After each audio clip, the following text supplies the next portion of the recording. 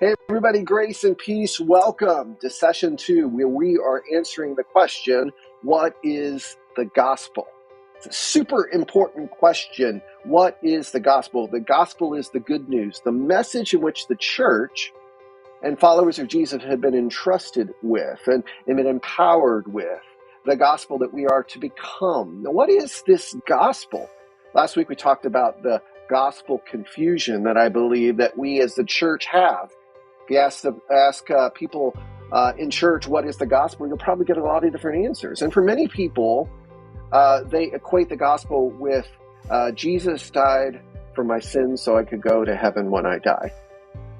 And I would agree that that is part of the gospel, but that isn't the message. That isn't the gospel. When we personalize the message and make it much more about me and less about this big message that changes everything, we end up creating deciders or consumers and not true disciples. I believe we live in a decision-focused culture, a consumer culture, where it's all about the decision. But yet the heart of the message is to make disciples. And that's a lifetime journey. So understanding the gospel is super important. Last week we said the gospel isn't salvation, but rather salvation is a result of the gospel. Week 2, what is the gospel? Now, how about we define the gospel with one word?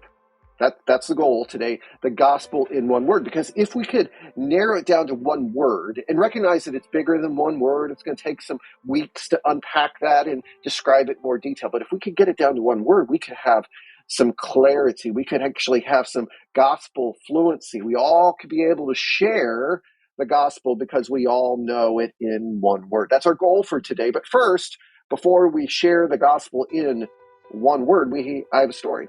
Now, I have not won any Dad of the Year awards. I've tried really hard through the years to be a great father to my 3 kids, Rebecca, Jacob, and Micah, and to be a great grandpa to my granddaughter, Cece. But I haven't won any awards. One example of one of my failures, and there are a lot, is, I won't say the child, but one of the children, when they got home from school from kindergarten, I would be there at home. Stacy was working, and I would be taking care of this child after school for the rest of the day. And I had a lot of work to do. So I had to create ways for this child to be satisfied so I could get some work done. So I gave them a dum-dum sucker. Yep, a dum-dum sucker every day when they got home from school. It's kind of like a reward. And I was thinking I was doing a good thing because they would sit there and have the dum-dum sucker, and they would suck on that and watch television, and I would have time to focus on my work. Now, everything was good until we took that child to the dentist. And we found out that they had a cavity in the exact spot that they put that dum-dum sucker in every single day. Now, I had to take ownership here. I had to admit, this is my fault. I did this. Instead of giving my child maybe something nutritious and something healthy that would boost them up, I gave them something quick and easy to satisfy them so I could go on and do my deal. So I share this story because oftentimes I wonder if we are so focused on us, if we make everything about us, what satisfies, what can keep us focused and busy on the things that we want, the goals that we have, that we've maybe taken the gospel that's something like a dum-dum sucker or maybe a cotton candy gospel, where it's just focused on satisfying us and missing the bigger picture that God is bringing healing and health to the entire world. So what is the gospel in one word? All right, enough with the suspense. The gospel in one word. Let's look at Mark chapter 1, verse 1. Mark says this: the beginning of the good news about Jesus Christ, God's Son. The beginning of the Gospel of Mark says, the beginning of the good news about Jesus Christ, God's Son. So Mark says the gospel is about Jesus. So I would like to suggest to you the gospel in one word is Jesus.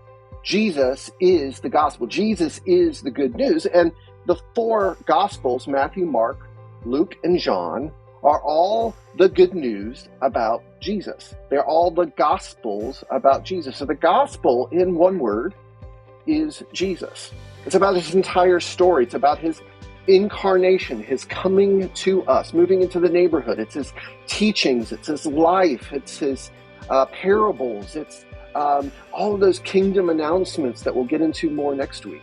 But it's also his death, and it's his resurrection, and it's his ascension, his entire story. The gospel in one word is Jesus.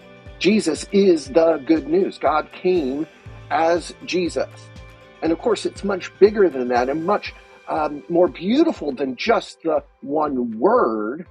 But for clarity's sake and fluency's sake, can we just say the gospel in one word is Jesus? That's what the message is of the New Testament. It is all about Jesus. In fact, Jesus is the climax of the entire arc and story of the Bible. Jesus says the scriptures testify about me. Everything is building about Jesus. It's about God coming as Jesus. Now, it's bigger than that.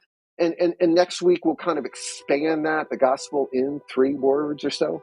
And then the week after, we'll kind of unpack it into maybe a big description. But for clarity's sake, for fluency's sake, the gospel in one word is Jesus. And of course, salvation is a result of Jesus.